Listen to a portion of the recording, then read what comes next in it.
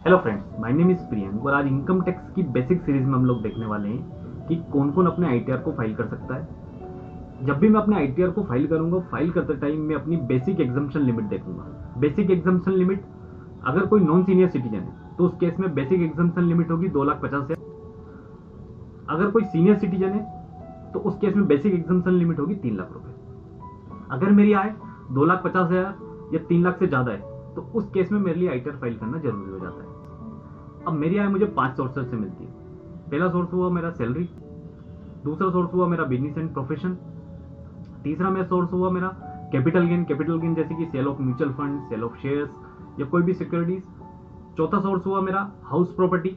House property जैसे कि अगर मैंने अपने मकान को किराए से दे रखा है और किराए से जो भी मुझे रेंट की इनकम होती है अंडर दैट हाउस प्रॉपर्टी में मैं उसे कंसिडर करता हूँ। और लास्ट मेरा सोर्स हुआ इनकम फ्रॉम अदर सोर्सेस।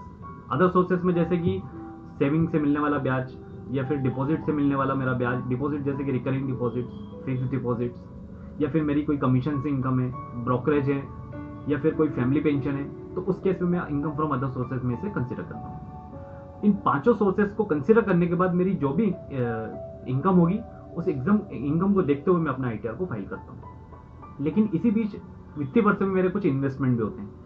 ये इन्वेस्टमेंट मेरी इनकम को अकॉर्डिंगली कम कर देते हैं। अब जो भी इन्वेस्टमेंट होंगे, जैसे कि अगर मैंने कोई अटल पेंशन योजना में इन्वेस्टमेंट किया हुआ, या फिर मैंने कोई एलआईसी का पेमेंट किया, या फिर मैंने कोई मेडिकल इंश्योरेंस का पेमेंट किया, या फिर मेरा कोई डोनेशन का पेमेंट है, या कोई मैंने नेशनल पेंशन स्कीम में इन्वेस्टमेंट किया है जो कि सेंट्रल गवर्नमेंट की है, तो उस केस में मैं अपने आईटीआर में जाकर इसका बेनिफिट ले सकता हूँ। या फिर सेविंग से जो भी मुझे ब्याज मिल रहा है उसमें मैं 10,000 रुपये तक मुझे उसका बेनिफिट मिलता है। अगर कोई सीनियर सिटीजन है तो 50,000 रुपये तक मुझे इसका बेनिफिट मिलता है, सेविंग प्लस डिपॉजिट दोनों का। तो आईटीआर जब भी मैं अपना फाइल करता हूँ तो फाइल करते टाइम मैं अपनी इनकम को देखता हूँ जो कि पांचों सोर्स से मुझे मिलती है। या तो मुझे सैलरी से मिल रहा है, हाउस प्रॉपर्टी से मिल रहा है, बिजनेस से मिल रहा है, कैपिटल गेन से मिल रहा है, अदर सोर्सेज से मिल रहा है। इन पांचों सोर्स की इनकम कंसिडर करने के बाद मैं अपने इन्वेस्टमेंट को देखता हूँ कि कौन कौन से ऐसे मेरे इन्वेस्टमेंट है वित्तीय वर्ष में। इन्वेस्टमेंट कम करने के बाद जो भी मेरी टोटल इनकम होगी, टोटल इनकम पर मेरा जो भी टैक्स बनेगा वो मैं अपने चालान के थ्रू पेमेंट करता हूँ। तो फ्रेंड्स, अगर मेरी इनकम बेसिक एग्जम्पशन लिमिट से कम है तब भी मैं अपने आईटीआर को फाइल कर सकता हूँ। तो इसके कई बेनिफिट है, जैसे कि मुझे हाउसिंग लोन लेना है, या फिर मुझे कोई बिजनेस लोन लेना है, या मुझे अपना क्रेडिट कार्ड के अकॉर्डिंग मुझे अपना इनकम टैक्स रिटर्न फाइल करना है, या फिर मुझे कोई सीसी। अब जब भी मैं अपना आईटीआर फाइल करता हूँ तो फाइल करते टाइम मैं देखता हूँ कि मुझे कौन सा आईटीआर फॉर्म सबमिट करना है।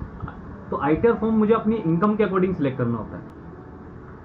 अगर मेरी सैलरी से या इनकम है तो मेरा आईटीआर 1 भी जाता है, आईटीआर 4 भी जाता है, आईटीआर 2 भी जाता है, आईटीआर 3 भी जाता है। वहीं अगर मेरी बिजनेस से इनकम है तो मुझे आईटीआर 4 फाइल करना होगा या फिर आईटीआर 3 फाइल करना होगा। तो मैं अपने आईटीआर फॉर्म को अपनी इनकम के अकॉर्डिंग सेलेक्ट करता हूँ कि मुझे पांचों हेड में किस सोर्स से मुझे इनकम मिल रही है।